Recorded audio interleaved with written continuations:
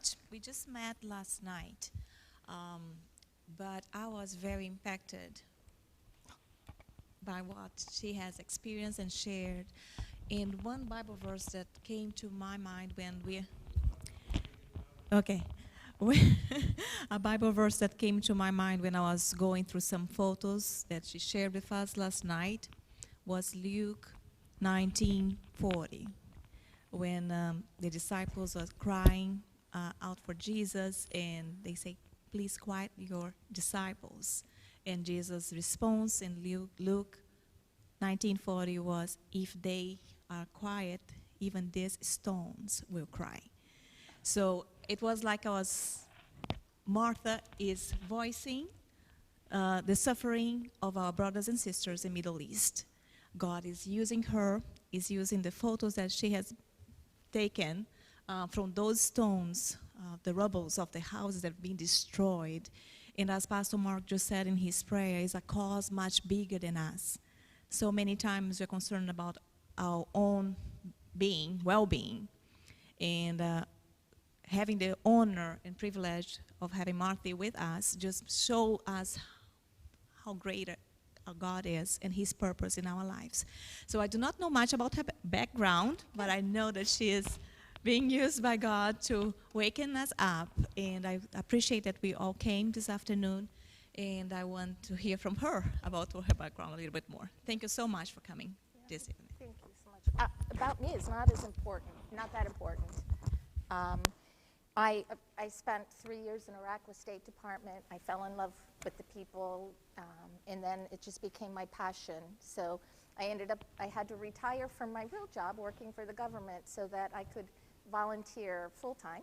As I said earlier, I don't take money. I do this just all on my own to help the suffering, the persecuted church in the Middle East. And as I said, I can't get through it without crying. And you will understand why. The most amazing, faithful people in such an unbelievable situation that they face every single day. So with that, I'm gonna start with a little bit of background about just general persecution of Christians, and then go into persecution of Christians in the Middle East. And then I will narrow down into Iraq, which is really my area of specialty, but I do travel to other places. I visited Jordan, Syria border, Lebanon, Israel, recently in Egypt, where it's just a very dire situation for the Christians. I showed this one earlier. This is, Open Doors is a nonprofit organization that does research on the persecution of Christians. This is their map. And it shows from the absolute extreme persecution, this is just for Christians, to the moderate. The black is Iraq, North Korea, and Nigeria. And there I have the 1 Corinthians 12:26. It says that if one body suffers, we all suffer. If one rejoices, we all rejoice. And we suffer with them.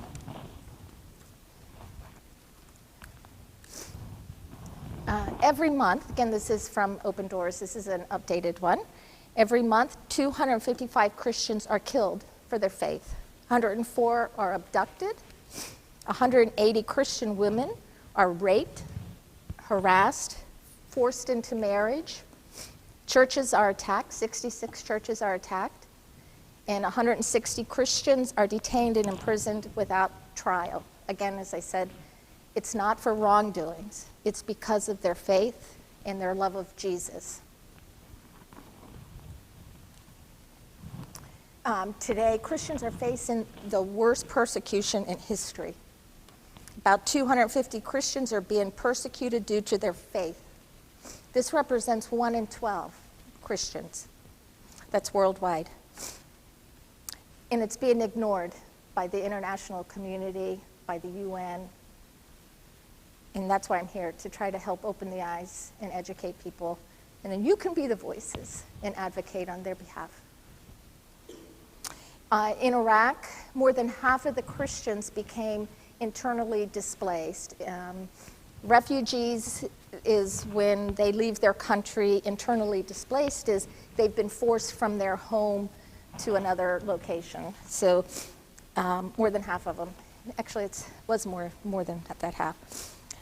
In Syria, which is the second largest city in Aleppo, until 2011, there were 150,000 Christians. Now it's barely 35,000 as of the spring 2017. And it gets less and less every day, greater than a 75% decline. One of the organizations that works in the Middle East, I think it was Aid to the Church in Need, estimates that by 2020, if this decline continues, there will be no more Christians left in Iraq. And again, I'll tell you why that is so important, I hope. Yes, sir. Yeah, of course. Hi. Even further? No problem. Is that better? Okay, thank you. Okay. Most of these pictures in here are the pictures I took. There's one that was from 1920 that I didn't take that one. I'll admit that one. But I'll point that one out.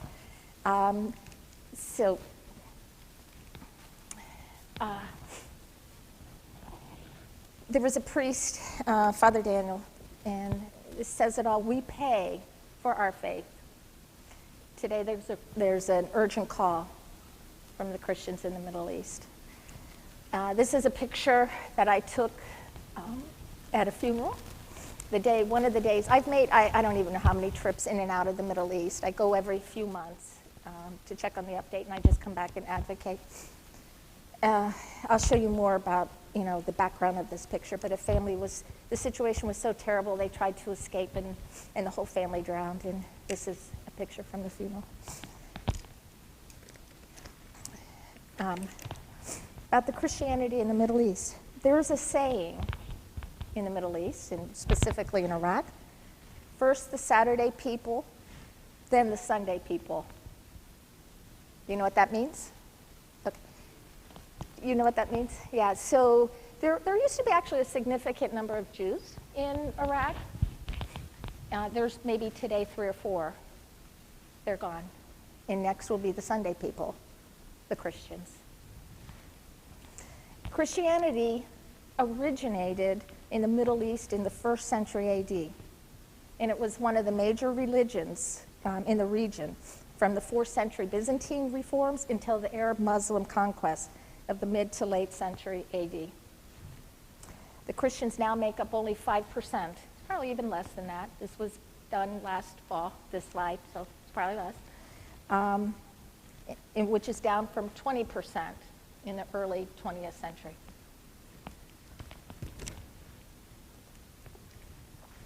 Oops. Sorry. The church's survival in the Middle East are threatened by religiously motivated ethnic cleansing by extremist Islamist groups. It's being driven out of its ancient biblical heartland thanks to this massive exodus. They're leaving, not just being captured, but they're leaving, of course. Walk in their shoes. What do you do?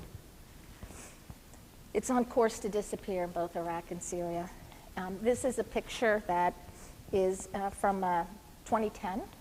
6 suicide bombers from ISIS attacked a Catholic church in Baghdad, and they started killing the worshipers. There were about 44, 45 worshipers that were killed, some priests that were killed, security guards, and bystanders.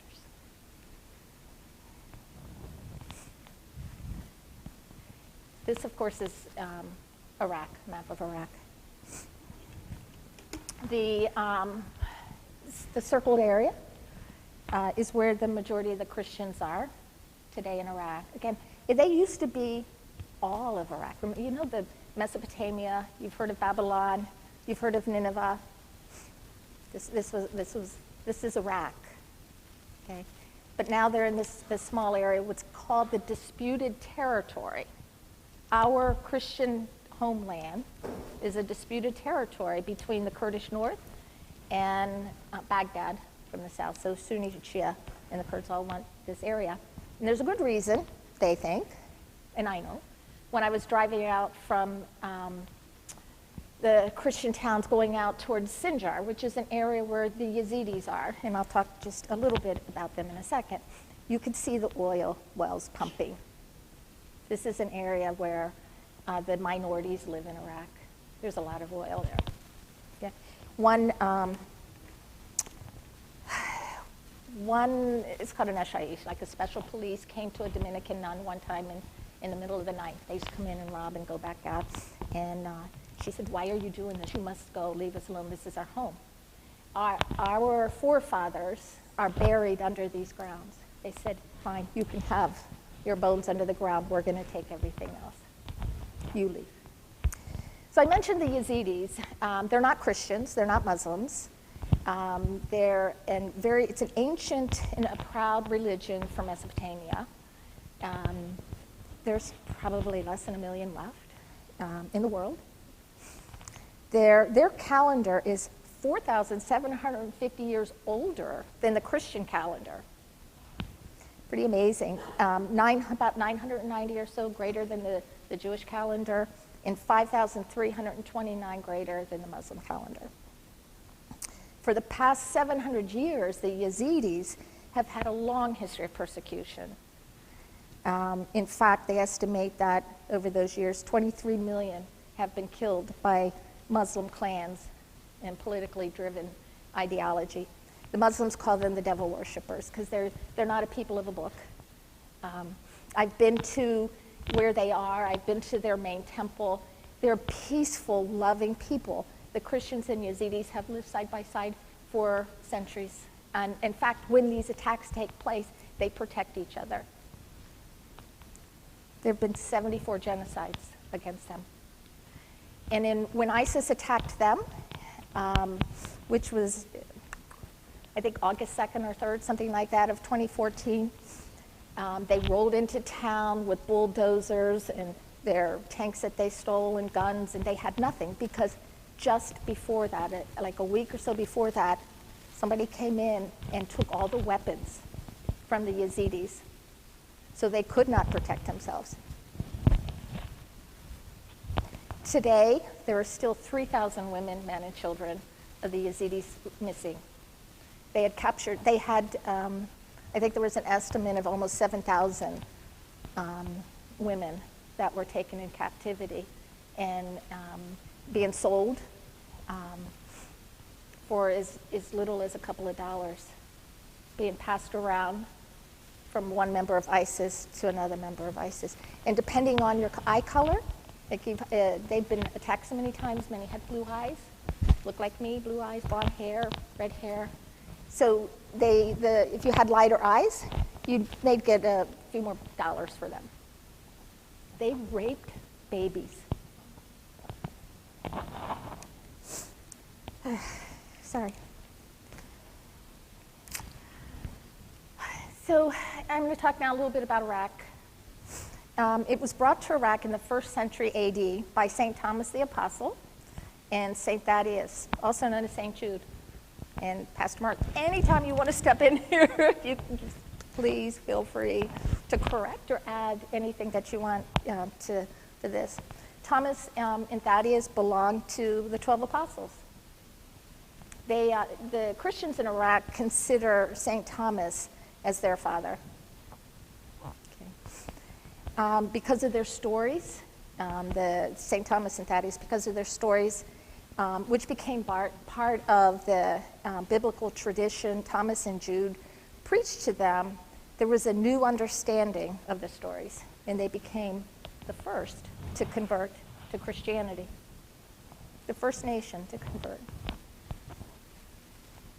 They're one of the oldest continuous Christian communities in the world. The vast majority speak Eastern Aramaic, which is the language of Jesus. These are the last people who speak the language of Jesus. They're mostly ethnic Assyrians, but there's also some Armenians. I will use the word Assyrian Christian, Some of my friends, the Chaldeans or Syriacs or others, get upset. But I can't always say Assyrian, Chaldean, Syriac, Armenian. So go by their ethnicity of Assyrian Christians. So they are the indigenous people of Iraq, and their capital was Nineveh. I think if we've read the Bible and the stories as children, we know about and heard about Nineveh. Among the things the Christians gave us from there, they gave us the cuneiforms, writing. Okay? The first legal system, Hammurabi's Code, which we use, the first legal system. I work with a group, Hammurabi Human Rights Organization. I don't work, I volunteer, but I'll just say work for that. And many of the original folk tales actually came out of there that we attribute to others. Education is really important to them. And throughout their whole history, their calendar you can see 2017 is 6767. Told their calendars. The majority of the Christians belong to branches of the Syriac Christianity, whose are, again, mostly Assyrians. But there is there's a growing number of actually Protestants. Many are conversions, but many, because of the evangelical church, it is in there quite a bit. It's amazing about the conversions that are taking place right now is the Muslims, but they live in fear. I have Muslim friends that converted. And it's interesting, it was mostly by them seeing the love. It's not by sitting down, talking about the Bible. They did a lot of that research, but they saw the love that the Christians who were out there serving them, groups like Samaritan's Purse, and others that are out there on the ground, and then just showing them love by, here we are trying to kill you, but you're trying to help us. What is this about? This, it's your religion, their love and forgiveness. It's amazing. No other nation except Israel has more biblical history and prophecy associated with it than Iraq. We don't think of that because Iraq is, a Muslim country, right? The early post-flood civilization developed in Iraq. This is the cradle of civilization. Okay, the Tigris, the Euphrates, Mesopotamia. The rebellion against God took place. The Tower of Babel, Genesis. So there's some archaeological evidence of that taking place there. The confusion of languages took place in Iraq, also from Genesis. Prior to that event, there was apparently only one language, and then a multitude of languages came out of there. Abraham, we know who Abraham is, right? But he's also the patriarch of the Jews and Muslims. He's from Iraq, from southern Iraq. I had the pleasure to visit there when I was working out of Baghdad. I took a couple of congressmen down there. It was amazing, honestly, to see that. Isaac's bride came from Iraq, also Genesis. Jacob spent 20 years in Iraq. The first world empire formed in Iraq from Daniel. You can look at Assyria and other issues. The various kings of Iraq were used by God to punish the children of Israel for turning away from him. This is Iraq. The children of Israel spent much time in Iraq as prisoners of war as a punishment of God. The children of Israel returned to God in repentance in Iraq and later returned to their promised land. And perhaps one of the most amazing stories is the story of Jonah, right? The book of Esther took place in Iraq. With God's help, she saved the Jews. from a Holocaust. And this is still celebrated today. The book of Nahum, one of the minor prophets, Nahum, he had a prophecy against the destruction of Nineveh in Iraq. His tomb is in Iraq, and I'll show you that. That's one that survived. One. There are just the book of Revelation. There's prophecies against Babylon. Babylon is I'm sorry, I keep saying in Iraq, but this is why. This is our history as a Christian, ours as a Christian. There are tens of thousands of Christian archaeological sites in this land. Many of them have been destroyed now. Our history has been destroyed. In Iraq's almost 100-year history, they have not had a stable, pluralistic, democratic system where the rights of the different ethnicities and religious groups are protected and power can be negotiated and shared. Instead, there's just been continuous marginalization of the minorities there. The Assyrian history has been particularly painful. In the late century, the majority of Assyrian population became second-class citizens. They suffered discrimination, and they were not allowed to spread their religion upon death. And they had to pay a jizya. I'll talk a little more about that. Still happening today, by the way. The jizya is a tax for being non-Muslim.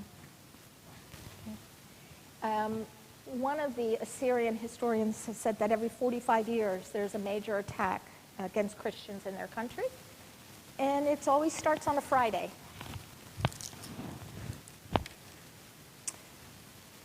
There's the Assyrian genocide, which took place in World War I. It's when the Ottoman Empire and their allied Kurds carried out the religious and ethnic motivated massacres against the unarmed Assyrians and Armenians. An estimated 250,000 were massacred. In 1933, the Somaili massacre was committed by the newly established state of Iraq. That was helped with the Kurdish forces. They systematically attacked 63 Assyrian Christian villages, during which an estimated 5,000 to 6,000 Assyrians were killed, Christians were killed. The persecution continued during the reign of the Ba'ath Party, during Saddam Hussein, during the 1988 Al-Anfal campaign against the Kurds. And if you follow any of it, we may have heard about the gassing. One of the reasons we went into Iraq because of not just weapons of mass destruction, but Saddam Hussein was committing atrocities against his own people, gassing the Kurds. What didn't come out in the media is that he also gassed the Christian villages, the Assyrian villages, which were side by side. I visited those villages and I saw them.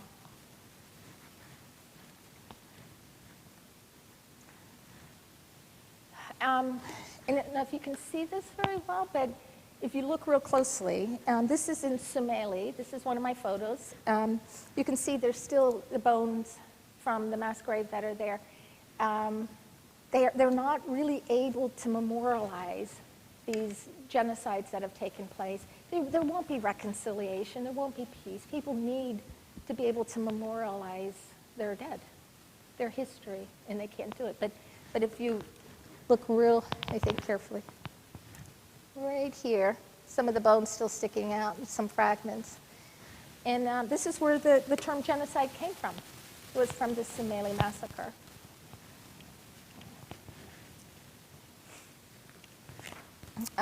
Modern day history, the Ba'ath was too, but this is the 2003 U.S. invasion. What happened then, it revived many of the prejudices against the Christian community because of their faith. Many of the Christians were closely associated with the invaders, the U.S. and Britain and others, because we're looked at by them as a Christian country. So they became targeted as traitors. So they were doubly affected by this invasion. They made them very vulnerable, and they became scapegoats.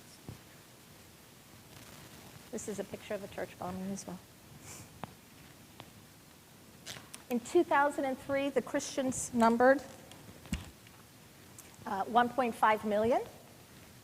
After the 2003 war, it was estimated the number dropped to less than 450,000 by 2013. And today, it ranges from 200 to 100,000. And as I said earlier, it's probably less than that. Every day they are leaving. They're going to the U.S. when they can get here. It's a difficult situation. That's a whole another side conversation we can have. Australia has been very welcome. There's a lot of Assyrians that are moving there. Sweden, Russia, and Brazil. So they're on the edge of extinction. Christianity is on the edge of extinction there. This picture, 3 Christians that were just killed in Baghdad this month. And a week before that, another Christian young man was killed.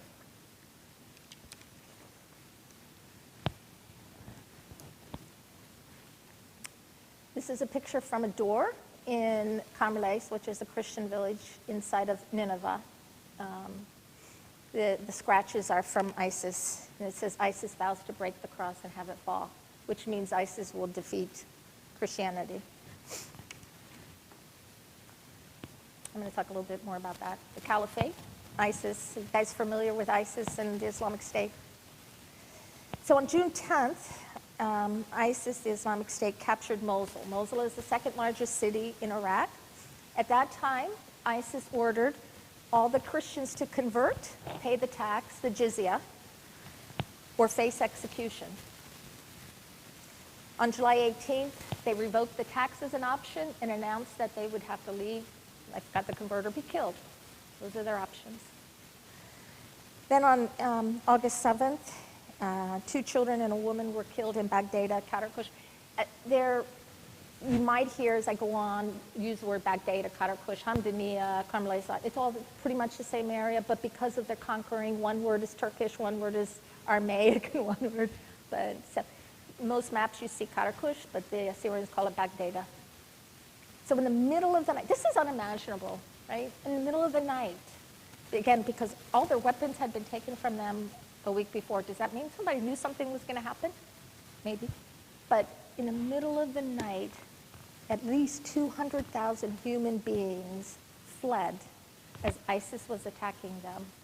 In August, in Iraq, it's 115, 20 degrees. Men, women, children, elderly, disabled, fleeing with nothing but the clothes on their back. And if they were lucky, they were able to get out in a car. Many just weren't able to do that. They didn't have the gas. Walking. And you'd have to understand, there's really only one way they could exit because ISIS was surrounding every other way. So they could only go up towards the north. And then that's when I had the urgent cry from my friends saying, you would not believe this, you must come, you must come. That was August. My first trip back after having worked there for many years was the beginning of September, and to see the horror just of their living situation. You know, I said education is really important to them. They are some of the most educated in Iraq. They're the doctors, they're the teachers. They have an incredible education system. They speak multiple languages. I can barely speak English, multiple languages. And then they were living on the streets. The one picture, they took refuge any place they could. They went and they slept on the streets. They slept in the courtyards of the churches. The churches, of course, they opened up, but you can only fit so many people inside of there. They were just on the streets. They went into abandoned buildings wherever they could find, trying to take refuge, trying to sleep. One of the pictures is in a unfinished building in a garage where they just set up, the tarps and whatever to separate them. It was a horrendous situation. It just made me sick. What they took with them was their faith. They never would abandon God. And it was proved. Everywhere I looked, one of the This is at the Brazilian Sports Academy. They put crosses up on their tent, and where they could, they would mark crosses everywhere. They took it with them.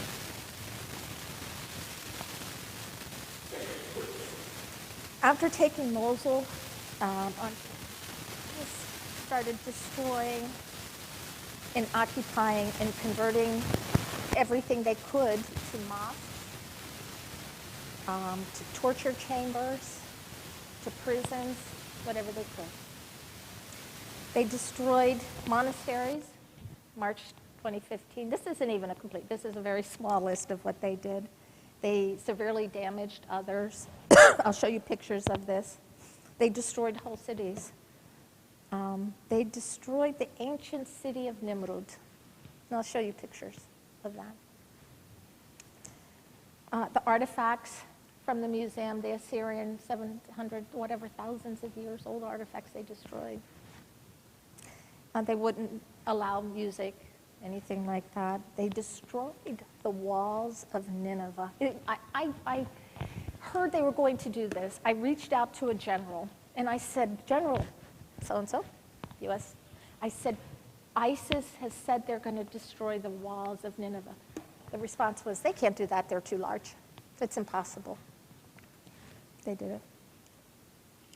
They started selling some of the artifacts on the black market. So, here's another one. This is, I mentioned Jonah's tomb. This is a snapshot from a video that ISIS posted of them destroying Jonah's tomb. Jonah's tomb's destroyed now, the city of Mosul.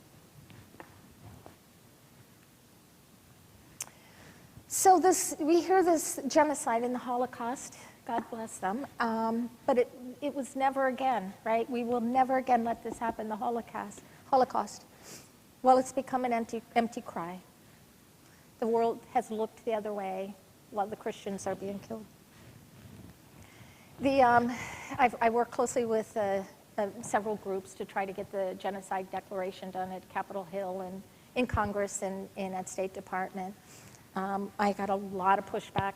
We got a lot of pushback from State Department in 2015 and 16. They did not want to declare it genocide because they thought genocide just had to be killing of members. They weren't even looking at the actual definition, the UN definition of what genocide is. But yes, it's killing large numbers. They didn't have the proof. I had the proof. I kept telling them. I had interviewed families. Their family members were missing. They were still with ISIS. It was just empty ears. So, but they caused the bodily harm. Yes, I mean, I saw this happening. Mental harm to the Christians, of course. Everybody there is suffering from trauma. Everyone, extreme mental. They inflicted just severe physical harm and destruction upon them. They transferred children to another group, and I'll show you that. So the UN is still, and others are ignoring their own definition of genocide. They don't want to declare, because then they have to do something.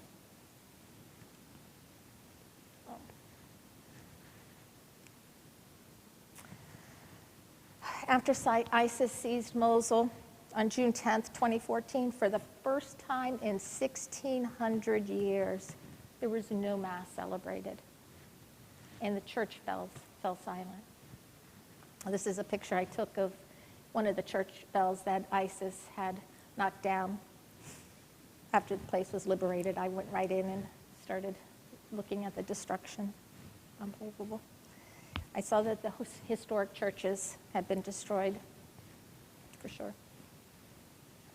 Oh, yeah, this is the picture. It was taken in 1920. It's a picture from Mosul. It's a 4th century tomb of Marbanam and Martsera. This is from the early 1920s. They are, I think it's a Syrian Orthodox church saints that the brother and sister, they met with Matthew. I think Sarah was suffering from leprosy, I think it was at the time. And so Matthew, they believe Matthew helped cure Sarah, and they converted to Christianity. When they went home, their father, the Assyrian king, would not accept that they had converted, so they left. And so when they left with some army who actually ended up killing them. The Assyrian king went mad. He went crazy. So the Syrian king's wife had a dream, and Martha came to his mother in the dream, "You must go see Matthew." So they went to see Matthew, and their father was cured. So then they converted to Christianity.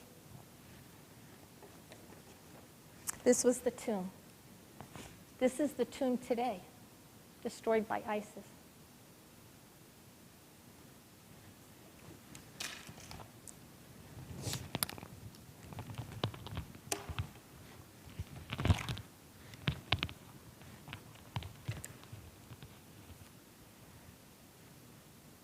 This is me, just to show you. Yes, I was there. I hate pictures of me, but I have to do this.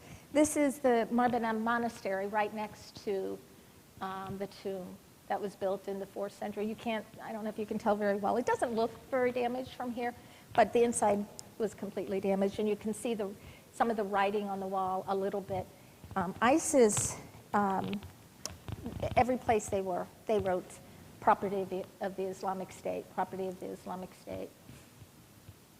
So when the place was liberated, the Christians went in and remarked it. This is a Christian place.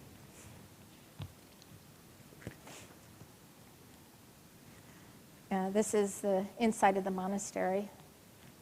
Many of the statues and other things were just destroyed. One that actually was standing, but they broke the heads and the hands often of some of the statues. This is one of the rooms in the monastery. Right before leaving, some of the priests hid some of the ancient manuscripts and Bibles inside of these barrels in hopes that, because they couldn't carry them out, because ISIS would take them. ISIS took, if a woman was wearing a cross, ripped him off, whatever it is, and said, "You must deny Christianity." No, we won't.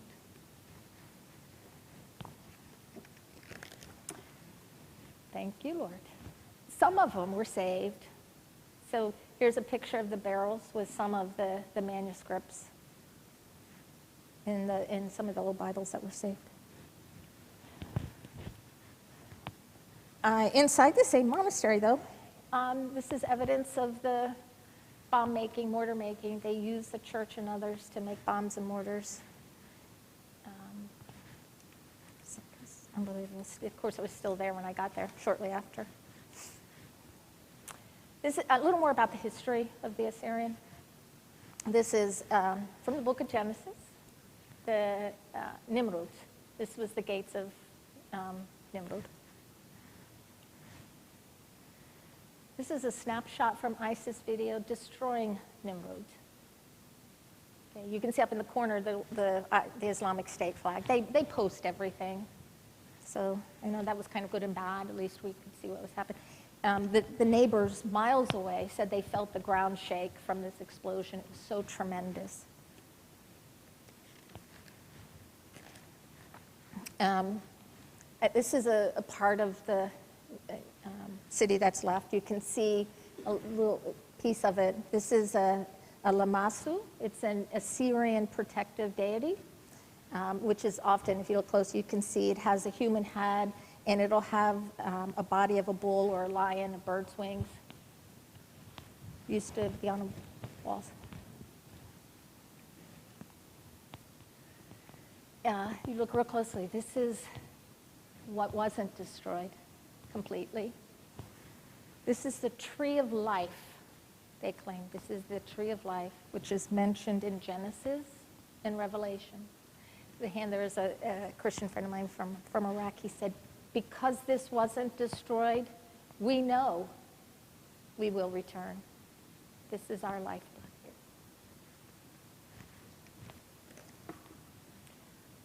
Here's Nimrod. Nimrod was UNESCO's heritage site. So they're not just destroying Christianity, but they're destroying history, world history. Thank goodness. Not all of it. There's still some that was remaining because eventually, the U.S. went in and with other forces were able to protect them from ISIS from advancing past a certain point. And this is an old monastery that I visited in Bashika, Marmati, which means St. Matthew, which was established in 363 AD.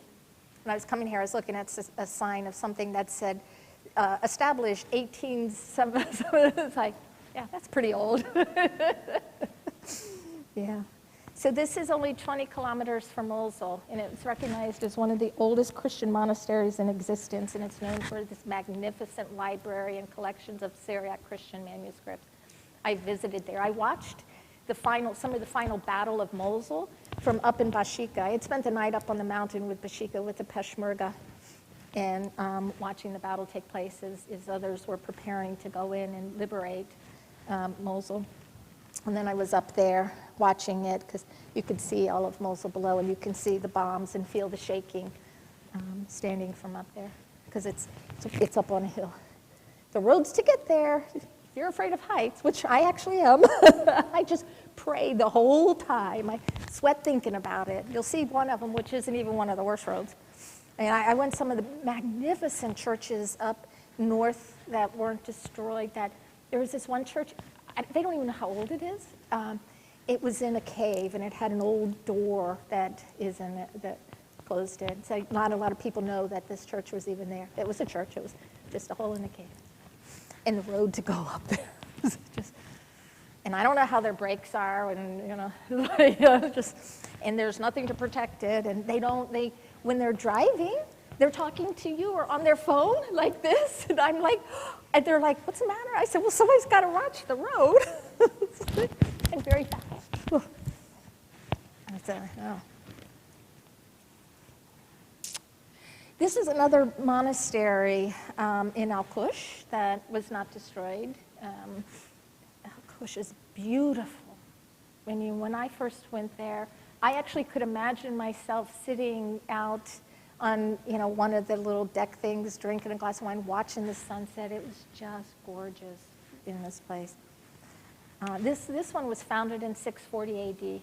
It's 28 miles north of Mosul. You can see it's also up on a hill, but not even as high as the Bashika and some of the others. This is the road going up there. This one was one of the better ones to go up there. I still sweat looking at it. This is in Al-Qush. This is Nahum's tomb, which is the subject of the Nahum's prophecy, which talked about the final destruction of Nineveh. The building itself is crumbling. It looks like it's in an old synagogue, what it actually looks like. But it's not being taken care of. And I've called Baghdad. I've talked to Erbil, because Erbil says, which is the area that controls the north, which is where this one is located, the government, the Kurdish. They said, oh, you got to go to Baghdad. Baghdad says you have to go to Erbil. So it'd be nice if UNESCO would take care of this. This is part of the building from, again, this is from the Old Testament, Nahum's prophecy. Beautiful, though. A little more about the history of the Assyrian nation. This is Kanes, which was built around 700 BC. Yeah, 1873 or whatever is pretty old. But you can see on the building, again, some of the carvings in the caves from there. These are some more of the carvings and caves in Kanes. It's an amazing place to visit, the history. It's just amazing. Some of the caves, again, you can see the deity. This is the winged bull at Kanes. It was on the ground. Again, these are my photos, and it was on the ground, and the locals had defecated on it and around it. They were standing on it and jumping into the river, non-Christians and non-minorities, locals.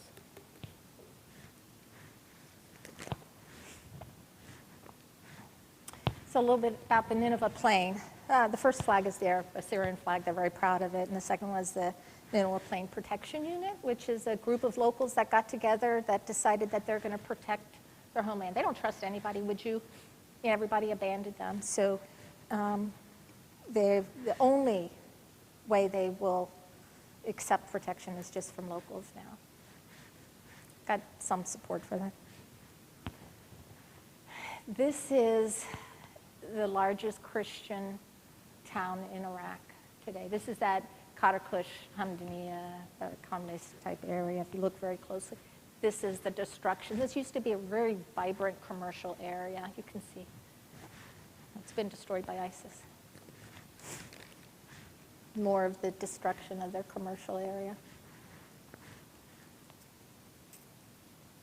This is the university at the entrance to Hamdaniya. Hamdaniya is actually like the political district of it, and it's the entrance to the villages of Karakush and the Karmlace and others. There's a story behind that I helped with get that built. The students used to have to go to the University of Mosul for their education. They couldn't go north. They don't speak Kurdish, so they had to go to Mosul. And they were continuously being attacked. And even while there, they were being harassed and others. So my friends, Pascal and others, helped get this university built. But now you see. But they'll come back. This is their hospital. This is one of the homes, which is standing in the Christian town. Where it wasn't blown up, well, while ISIS was exiting, they went through with, I think they were white phosphorus grenades, and they just threw them into every building. And you will see a little better pictures of it. And that's the black. The heat was so intense. They took everything out. Over the 3 years that they occupied the Christian villages, they took everything out, and they sold everything, or they took it for themselves. These were their neighbors that were doing this, by the way. They defaced it with ISIS flags and threats, always saying the property of the Islamic State, always.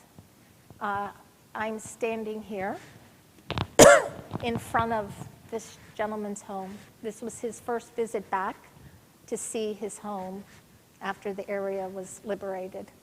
And you can see what's left of it. Married, 3 children. He doesn't have a job now. Hasn't worked in 3 years. He has no idea what he's going to do. His brothers, sisters, families, because it's a very close-knit area. They live right next to each other. Many of them already immigrated to Australia and other places. But we climbed over the rubble, and actually we could still smell the dead bodies of ISIS that were in there. Apparently, it had been used as a school, and so we may have bombed that one.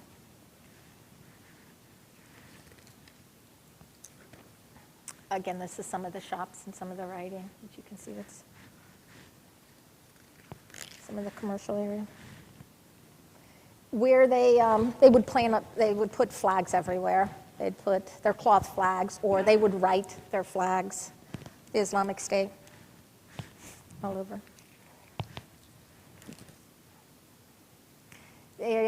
This is an entrance to a tunnel in Karmlace, Christian town of Karmlace. They built tunnels between the houses there. The houses, they're kind of like townhouses, but they're very huge. Their homes were magnificent, by the way. And many of them were kind of like townhouses. So what ISIS did, and you'll see a picture of that, they tunneled from house to house to house, just through it, so that the coalition wouldn't see them. Or they would, like in the hill, the mountain in Karmlace, they would tunnel. This is me inside one of the tunnels. Some of them were so big you could drive a car through them. At the time that I was there, which was right after liberation, after ISIS had been defeated in that area, Mosul had not been cleared yet, and we hadn't even gone to the end of the tunnels yet, and we were afraid that ISIS was going to come through the tunnels from Mosul. So I didn't go too far in, but enough to see. They had generators and all sorts of things inside these tunnels. This is a bomb-making factory inside of the largest church in Iraq. ISIS bomb-making factory. Make sure you know that. One of the things they did is they branded homes very early on. ISIS went in June before they bombed many of the places, and they branded the homes. They wrote the letter N. That's what this is, the sort of the U with the dot over it is the Arabic N. So it's a letter of shame, okay, by the Arabics, by the Muslims, not the Arabics, sorry, Muslims. That stands for Nazarenes, Nasrani, Nestorian, one of those, take a pick, but they're Christian, that's what it is. This is my friend's home in Mosul. I went into Mosul, I can't believe I didn't tell my husband or anybody until after. Yeah, right after it was liberated, but my friend had rented his house out as a kindergarten, that's why those numbers and letters and stuff on it. And it was still standing, pretty amazing. ISIS destroyed the graves and crypts, took the bodies out. The archbishop and other defecated everything they could with this. Of course, they tore down the crosses wherever they could. This is the entrance to another, this is a church in Bartella. Bartella used to be a major Christian area. It's now changing, becoming Shia and Shabak, supported by Iran. One of my dear friends is a priest there now, and he's been threatened.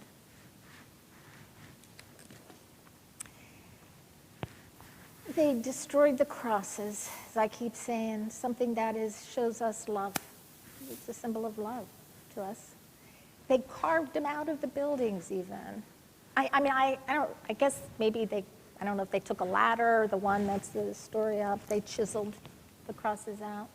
The tall one was, you can see that used to be a cross where they destroyed that cross.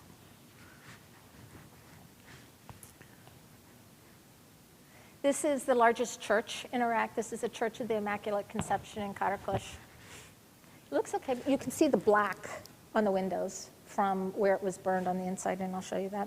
The cross was put back up right after it was liberated. It wasn't left standing for sure. You can see which used to be the church tower crumbled.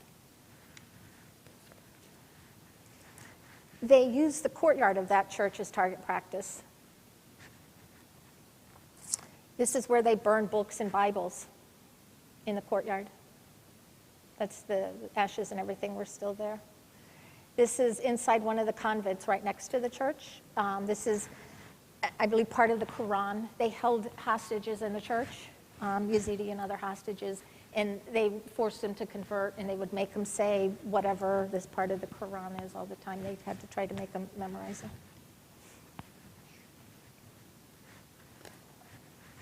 This is the black you can see from the burning. It was so intense. Sorry, I still have a cough. I will always have this cough from this building, walking through, and I'm sure. Again, you can see the black is the burning, not just a lack of light, but that's from the burning. Things just melted. This is one of the altars in Bartella at March Shamoni.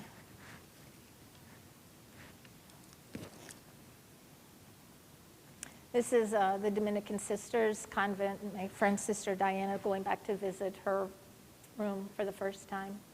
Again, you could see the black where they didn't destroy it. They burnt it from the inside. This is the door of a kindergarten of the Dominican Sisters. Their vocation is education and health, very important to them. This says something like, this kindergarten belongs to the children of the Islamic State. This is the inside of the kindergarten today. There's huge tunnels out in their playground. I don't know how they'll repair that, but hopefully.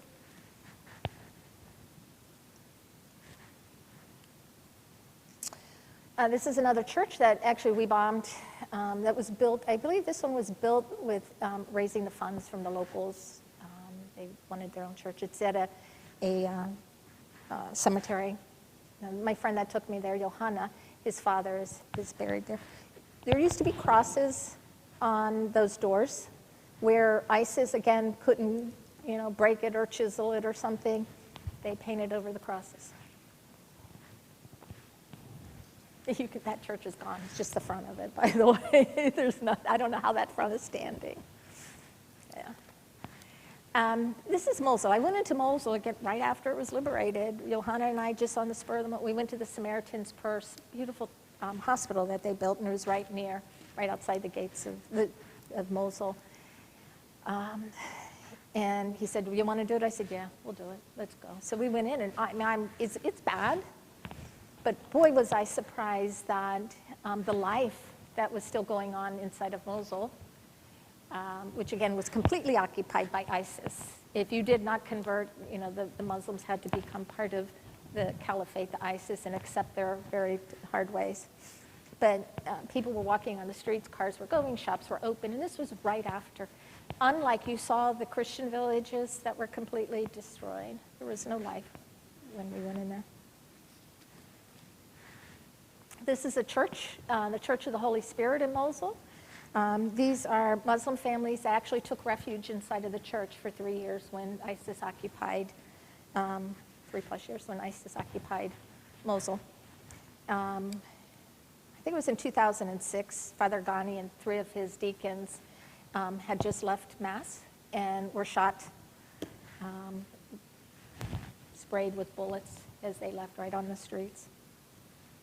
Hours later, the bodies were still there. No one has been prosecuted for killing a Christian in Iraq, by the way. No one has been prosecuted. These are the children that were living inside of the church. I'm so glad and thankful that they took refuge. Doesn't matter, of what faith they are. They were protected. The mother had a picture of Mary, and she was very proud of me, and she'd say, "This has protected us." The babies there are 3 and less, so they were born inside of that church, a Muslim place. But this is also, it wasn't completely destroyed on the outside, but there was beautiful marble and other stuff on the inside, and they took everything they could, and the marble and stuff was sold on the black market or taken to Turkey or, other places. This is the Syrian Orthodox Church, standing in front of it in Mosul. You can see ISIS painted their flag on the cross and then bombed through the church. This is Mar Gorges, which means St. George, also in Mosul. This is the courtyard of Mar Gorges. This is on a little bit of hill overlooking Mosul, and ISIS used it as a lookout spot because it was up high. So they shot through and destroyed the wall so that they could watch people from up above. But the people of Mosul erected this cross as a sign to the Christians that you're welcome back. Sinjar, this is where the Yazidis live. So when ISIS attacked them, I told you they just killed as many people as they could and took their women hostages. Still, thousands missing. This is an old Armenian church that's in Mosul. I think this one's the Armenian. That cross, though, was made by and erected by my Yazidi friends. I have the photos of them carrying it on their back to place that cross back up on it to show people that that was a church. Otherwise, how'd you know? This is also in Sinjar. It's very light, but you can see there's a cross that's written on there, and that's the owner's name, just to show that, this was Christian property. This is the city of Sinjar, destroyed. And this is not just a single snapshot to show the worst, by the way. This is actually pretty much what it looks like. These are my friends, Sister Diana and Father Benoka. Father Benoka is at the church, March Simone and Bartella. I took them there, which is interesting. I took them there a couple of days before the liberation of the Christian towns. This was a Yazidi town. There were a couple of churches there. And I insisted that they go see, because this place had already been liberated. And all the Christians were saying, they knew the battle was coming up for their liberation, and they were praying and hoping that their towns would be spared. So I took Sister Diana and Father Benoka there to prepare them for what I thought would probably happen. So they took the message back to the Christians and saying, look, don't get your hopes up that your house is there or the villages or anything. We saw what ISIS and others are capable of. The gentlemen putting up the cross are Yazidis. Again, my dear friends. They built that, put it up there. This is a Syrian, I think Syrian Orthodox church.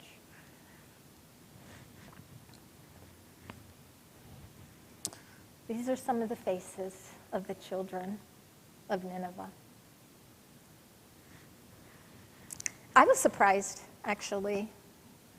The blonde hair, blue eyes, red hair. They look like Americans. One looks like Shirley Temple. That's the granddaughter of my dear, dear friend, Johanna. They were living in IDP camps. They were living in tents. They were living on the streets. But look at them. They're clean and happy and all of that. That was early on. Beautiful, right? Those are the faces. This is that Christian family that I was talking about that drowned. The situation was so dire in the IDP camps, or refugee, whatever you want to call them, camps. They just wanted to get out of there. They didn't know what their future was. So they, like many of the Yazidis and others, they hired a smuggler. They paid a smuggler to get them out, to transport them over the Mediterranean, and the boat capsized, and the whole family drowned, just trying to get to freedom so they could practice their faith.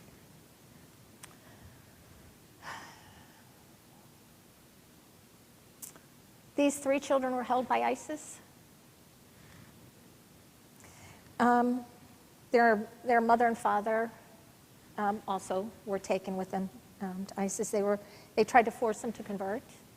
The mother was very strong to her face. She said, we will not convert. They were in the town of Karakush, the Christian town at the time. So ISIS said, well, we're going to take you to Sharia court in Mosul, and they will decide your fate, live or die, whatever the case is. We're going to take you there. So they took some busloads of the Christians that were left into Mosul, and they were one of the families. They separated the men and the women. The women were held with other women hostages who were being raped and tortured and forced to convert and all of this.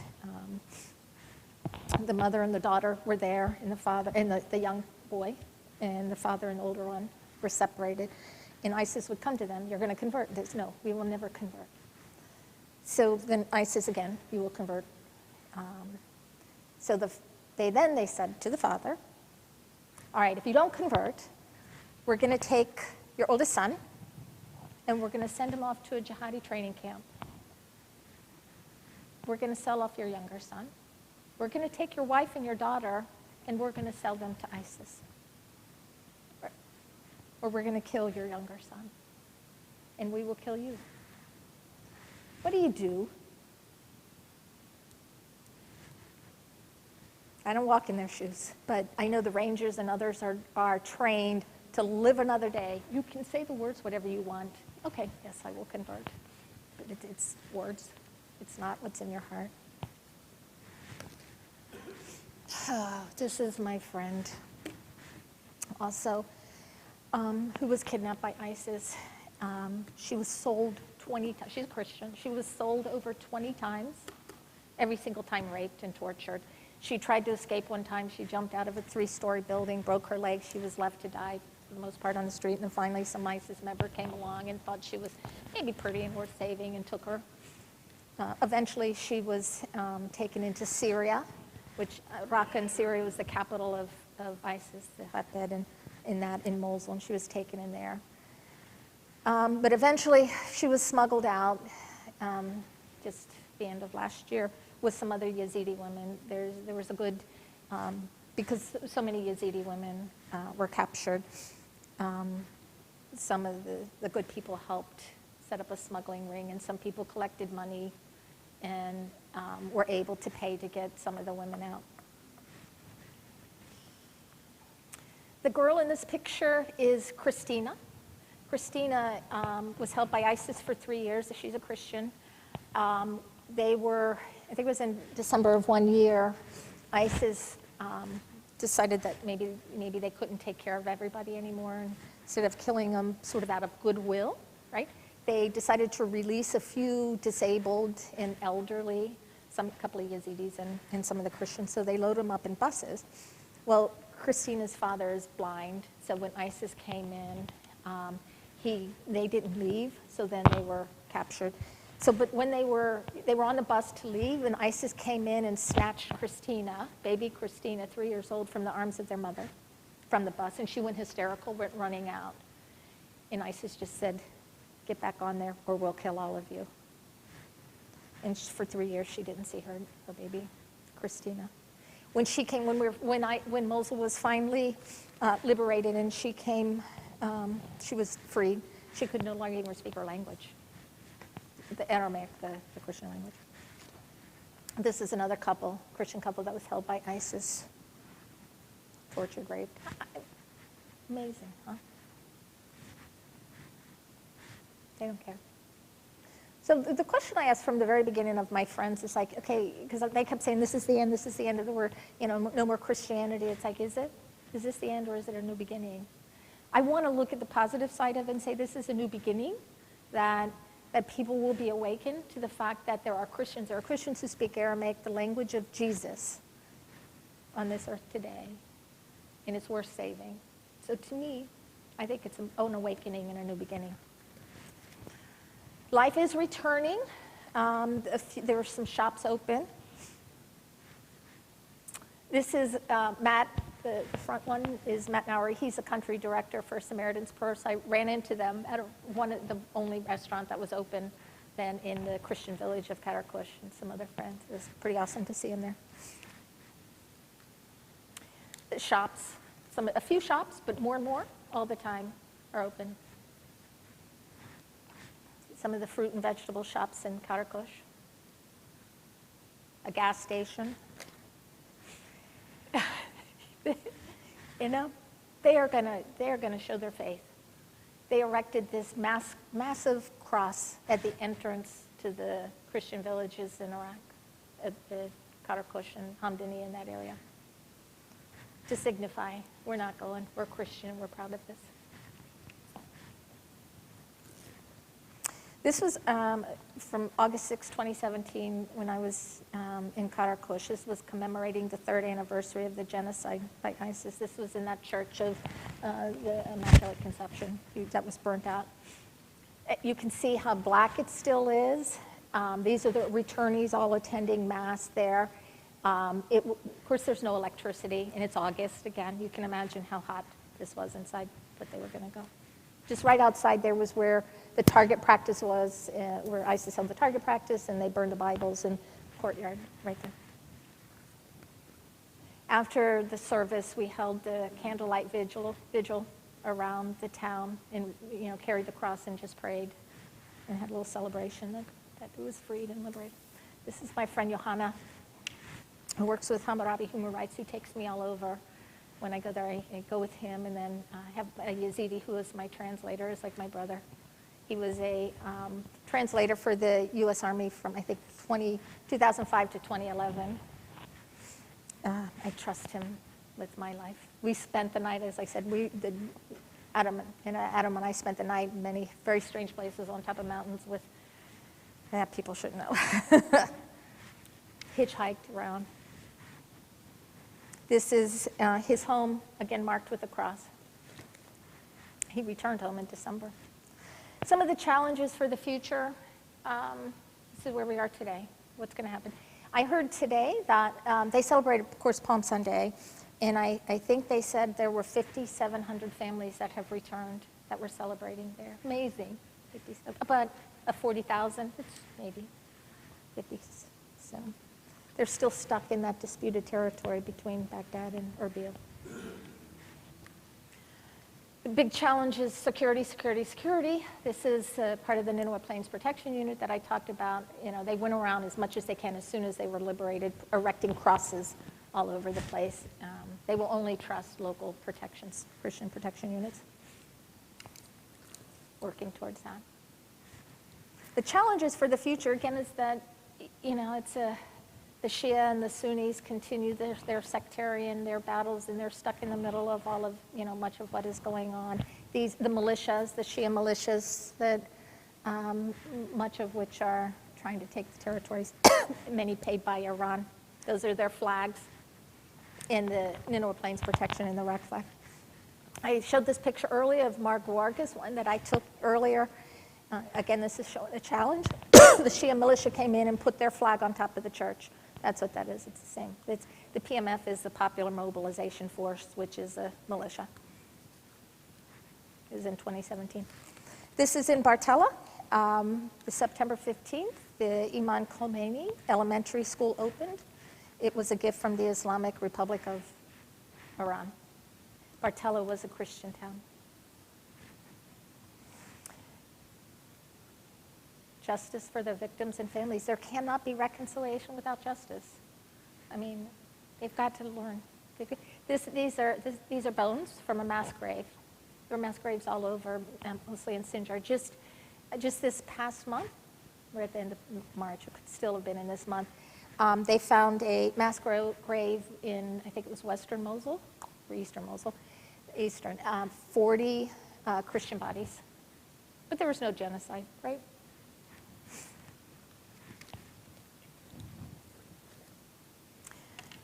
There they are. The Christians are stuck right there in that middle, in that disputed territory.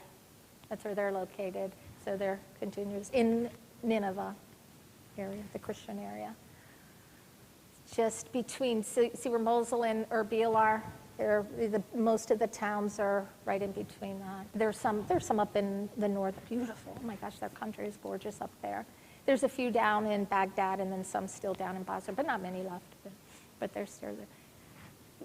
We need a political solution. That's the number one for their survival, the political solution. And then security. This was, again, that Kana site that I showed you, the 7th century BC. This is a Kurdish flag. So they went in and painted a Kurdish flag because they're trying to take over the territory. The Kurds want their own territory, and they want to claim it as Kurdistan. Baghdad's saying, no, you can't have it. You're part of Iraq. And here, it's in the middle of all of this, right? Just showing part of the description. Big challenge today, still a challenge here, right? Terrorist organizations, but particularly those operating in the Middle East. They're still there, of course. ISIS is still there. They melded into the communities. That's why I was so surprised that to see so much life in Mosul, ISIS had gone. Who are these people? Not all ISIS, believe me, I know that. But this is a huge challenge. There's so many terrorist organizations operating in the region. They don't know boundaries. They don't know borders. They want this big caliphate, right? So the location, it may say Egypt, Israel, Lebanon. They cross over in freely. Here are some of the terrorist organizations. ISIS 2.0 has already started, which, of course, I've been telling people this was going to happen. I saw what was going to happen. There's a number of reasons why. They're coming back under a different name. I showed this one earlier. I guess, as I said, I do a lot of, in my spare time, when I'm not there, and my spare time here, because I don't sleep. So, 1, 2 o'clock in the morning, I'm hunting ISIS on the internet. Easy to do. I know some keywords and things and what to look for. And I go into Twitter and I go into Facebook, and I can probably, do it right now and show you. It wouldn't take very long for me to find, an ISIS Twitter account. Taking claim of like the killing of the French just recently. It's easy to find that. So I report it, and it gets shut down, and then it'll come back under another name. It's just this battle. But we could do a better job of, closing it down, and people like me wouldn't have to do it, right? The war against the nation will continue. The war against the nation of the cross. That, of course, represents the 9/11 attack. Yeah, they're not giving up. Here's some more you can see for sure. This is ISIS Twitter, Khatab al-Amriki, killer of America. I think Khatab means to kill of America. That's one of the Twitter handles. Oh, worshippers of the cross in the USA. It says, "O worshippers of the cross in the USA, by Allah, your armies will be beaten. and they will flee. And by Allah, we will invade you in your homeland, and we will show you multitudes of terror that you showed upon Muslims. We are a nation that mountains crumble before. And it's hard to read that, but that's what that says. And the other one says, O crusaders, here we are today, open the gates of hell on your lands. The one finger means there's one God, Allah. That's what that is. So if you see that, now I do that like this or something, not everybody is ISIS. But that's another easy thing to identify. That's the nicest. So as I said, I'm here today as a call to action. And the Christians are praying for us. They've seen evil. I've seen evil. I've seen evil. I've come face to face with evil. It exists. Okay? But love can conquer it. For sure, love can conquer it. They pray for us. They pray for me. They're always there. We're praying, stop, we want to pray for you in America. They tell me they do not want to see happen to the nation of the cross. The Christians tell us as to what they have suffered. But prepare, they say. Why is this, things are changing in your country, be aware. So they pray for us. So I ask that you remember them in your prayers, please. That's the most powerful, best thing that you can do. It doesn't cost a dime, right? Just pray for them. There's some legislation that's pending. You can look online to see what that is. It's to support, funding them and building their security groups and some other things. So it was introduced by Congressman Chris Smith, who is amazing congressman. There's a few that have been working on this. He's one that's just been a fantastic, an open door. I've been doing this long before ISIS. Most of the doors when I walked the halls of Congress and others, they slammed it in the face. They didn't want to hear about Iraq, about Christians, or all of that. There were some that were always open. That was Congressman Smith, Congressman Wolf, were a couple of them that were great. Congressman Wolf is retired. At the time, Congresswoman Eshu, she's a Democrat. She's of Armenian, Assyrian descent. She was very good on this issue. Congressman Fortenberry from Lincoln, Nebraska, amazing man, very, very strong, devout Christian. There are many. But that's where the largest number of Yazidis are in the U.S. He's from Lincoln, Nebraska, so he also has a very personal interest in this to save, his local people. He and his staff are unbelievable. You can, if you feel so inclined, to do research and support organizations that are helping on the ground. And again, I can show you some. The Knights of Columbus, Samaritan's Purse, those in particular, Samaritan's Purse. I don't know if you can say direct this to that, but they do such great work. And there are many, many others. Learn, educate, advocate, spread the word as much as you can about what's happening to our homeland, Christianity. So thank you.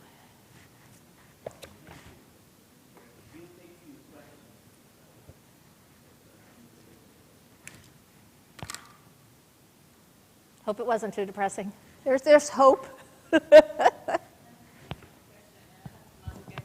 Sure. I would like to know what we just saw. Thank you so much for this presentation, but how it affects us as Christians to destroy our history sites. As a historian and theologian, what is the evil one trying to do when they attacked the historical sites that Christians so much needed, but it used for all these years? What do you think?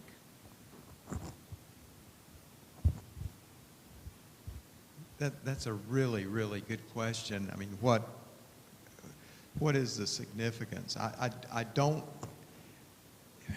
one thing I think about evil is that evil is stupid.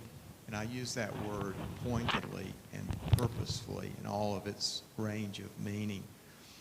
Evil is blind. Evil is thoughtless.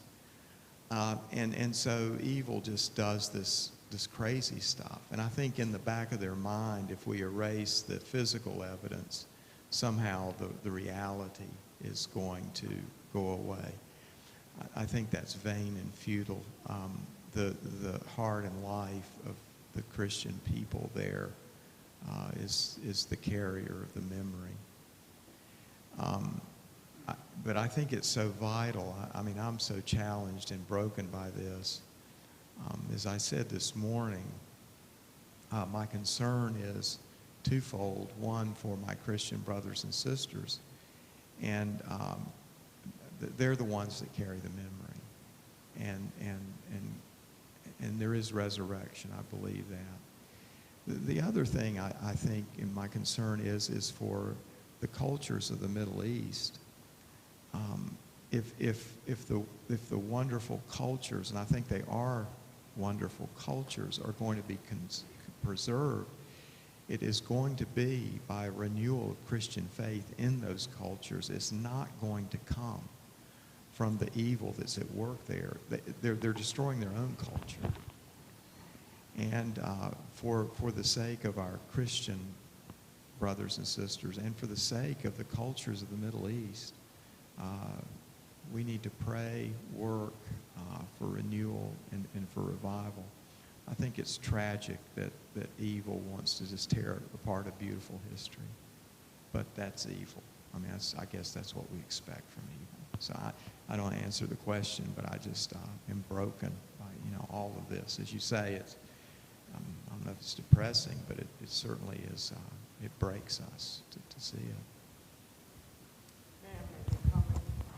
I think, as Mark was saying, it is such an impact what you presented there.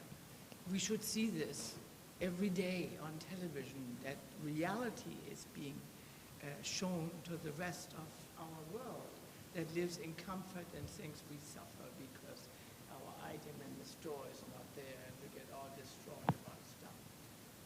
Just to stay encouraged. This has nothing to do with the Middle East. Long time ago, I saw a program, and it was a violinist, maybe it was Isaac Stern or something, who went to China. After instruments had been destroyed, Christianity eradicated, it was trying to do that. And he would go on occasion to somebody's place or a small school, which had broken violins, instruments, string instruments. It was tragic. It made this man tear up and cry. What survived? Even broken. The Lord is bigger than these atrocities, and that's what I have to hang on to. It is not the bells ring, they say God is not dead.